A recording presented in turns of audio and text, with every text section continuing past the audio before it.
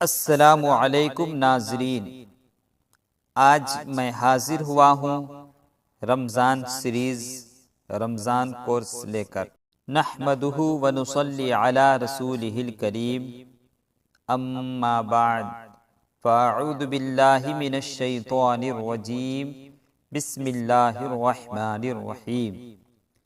یا ایہا الذین آمنوا کتب علیکم الصیام کما کتب علی الذین من قبلکم لعلکم تتقون۔ اے ایمان والو، تم پر روزے فرض کیے گئے اگلوں پر فرض ہوئے تھے، کہیں تمہیں پرہیزگاری ملے۔ اللہ تبارک و تعالی فرماتا ہے، اے ایمان والو۔ ایمان والوں سے اللہ مخاطب ہو کر کہتا ہے کہ تم پر روزے فرض کیے گئے جیسا کہ پچھلی امتوں پر فرض کیے گئے تھے۔ اس لیے اللہ تبارک و تعالی فرماتا ہے کہ تم متقی اور پرہیزگار بن جاؤ۔ روزہ فرض الہی ہے۔ ہر مسلمان مرد و عورت، عاقل و بالغ پر رمضان شریف کے روزے فرض ہیں، اور نماز معراج کی شب فرض ہوئی، جبکہ روزے 10 شوال 2 ہجری کو فرض ہوئے۔ روزہ کے لیے رمضان کا مہینہ کیوں منتخب ہوا؟ اسلام میں اکثر اعمال کے پیچھے کسی نہ کسی نیک بندے کی یاد موجود ہے، جیسے عرفات کے میدان میں حج کا فریضہ حضرت آدم و حوا علیہم السلام کی یادگار ہے۔ قربانی کا نیک عمل حضرت ابراہیم و اسماعیل علیہم السلام کی سنت ہے۔ صفا و مروہ کی سعی حضرت ہاجرہ رضی اللہ تعالی عنہا کا دونوں پہاڑوں کے درمیان دوڑنے کی یاد کو باقی رکھتا ہے۔ اسی طرح ہمارے پیارے رسول آقا کریم صلی اللہ تعالی علیہ وسلم رمضان شریف کے مہینے میں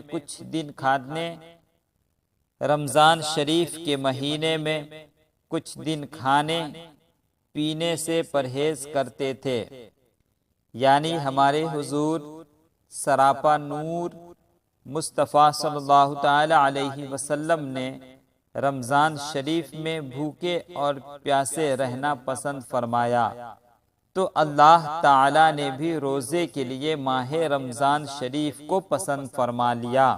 پورے رمضان شریف کے روزے ایمان والوں پر فرض کر دیے، تاکہ میرے محبوب کونین کے حبیب، کونین کے طبیب مصطفیٰ جان رحمت صلی اللہ تعالی علیہ وسلم کی یاد باقی رہے، اور میرے محبوب مصطفیٰ کریم صلی اللہ تعالی علیہ وسلم کی سنت قائم رہے۔ حضرت آدم علیہ السلام ہر ماہ کی 13، 14، 15 کو روزہ رکھتے تھے۔ حضرت نوح علیہ السلام پورے سال روزہ رکھتے تھے۔ حضرت داؤد علیہ السلام ایک دن چھوڑ کر ایک دن روزہ رکھتے تھے۔ حضرت عیسیٰ علیہ السلام ایک دن روزہ رکھتے تھے اور 2 دن نہیں رکھتے تھے۔ تفسیر عزیزی جلد نمبر 1 صفحہ نمبر 639۔ روزے کا سب سے بڑا فائدہ، روزہ رکھنے کے سبب روزہ دار متقی پرہیزگار بن جاتا ہے۔ اسی لیے اللہ تعالی فرماتا ہے، لعلکم تتقون، تاکہ تم اے ایمان والو پرہیزگار بن جاؤ۔ بچوں کو روزہ رکھنے کا حکم دیں، بچوں کو جلد سے جلد روزہ رکھنے کا حکم دیں، یعنی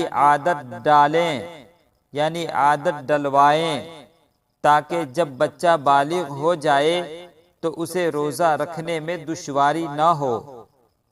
اسی لیے فقہائے کرام فرماتے ہیں، علماء کرام فرماتے ہیں بچہ کی عمر جب 10 سال کی ہو جائے اور اس میں روزہ رکھنے کی طاقت ہو تو اسے ماہ رمضان میں روزہ رکھوایا جائے۔ اگر طاقت ہوتے ہوئے بچہ روزہ نہ رکھے تو اس بچے کو فورس کرے، زیادتی کرے اور اس بچے سے روزہ رکھوائے۔ رمضان شریف کی پہلی رات میں اللہ تبارک و تعالی اپنی مخلوق پر نظر رحمت فرماتا ہے۔ حضرت ابو ہریرہ رضی اللہ تعالی عنہ روایت فرماتے ہیں، مصطفیٰ جان رحمت صلی اللہ تعالی علیہ وسلم نے فرمایا، جب رمضان شریف کی پہلی رات ہوتی ہے تو اللہ تعالی اپنی مخلوق کی طرف نظر کرم فرماتا ہے، اور جب اللہ تعالی کسی بندہ کی جانب نظر کرم فرمائے تو اسے کبھی عذاب نہ دے گا، اسے اللہ تبارک و تعالی کبھی عذاب نہ فرمائے گا، اور ہر دن 10 لاکھ گناہگاروں کو جہنم سے آزاد فرماتا ہے۔ جب 29ویں رات ہوتی ہے تو مہینے بھر میں جتنے آزاد کیے ان کی تعداد کے برابر اس رات میں آزاد کرتا ہے۔ پھر جب عید الفطر کی رات آتی ہے تو فرشتے عید مناتے ہیں، یعنی خوشی کا اہتمام کرتے ہیں، اور اللہ تعالی اپنے نور کی خاص تجلی فرماتا ہے۔ اللہ تبارک و تعالی اپنے نور کی خاص تجلی فرماتا ہے اور فرشتوں سے اللہ تبارک و تعالی فرماتا ہے، پوچھتا ہے، اے فرشتوں کی گروہ، اے ملائکہ کی جماعت، اس مزدور کو کیا بدلہ دیا جائے جس کا کام پورا مکمل ہو گیا ہو؟ تو فرشتے عرض کرتے ہیں، اے اللہ، اس بندے کو پورا اجر دیا جائے، پوری مزدوری دی جائے، پوری مزدوری دی جائے۔ اللہ تبارک و تعالی فرماتا ہے، اے فرشتوں کی مبارک جماعت، میں تم سب کو گواہ بناتا ہوں کہ میں نے ان سب کو جو رمضان المبارک کا استقبال کرتا ہے، رمضان المبارک کے روزے کو رکھتا ہے، ادب و احترام کے ساتھ اس مہینے کا اہتمام کرتا ہے، احترام کرتا ہے، اور فضول گوئی سے بچتا ہے، روزہ رکھتا ہے میری خوشنودی کی خاطر، تو ان سب کو میں نے بخش دیا۔ ملتے ہیں پھر اگلی سیریز میں نئے ویڈیو کے ساتھ۔ السلام علیکم۔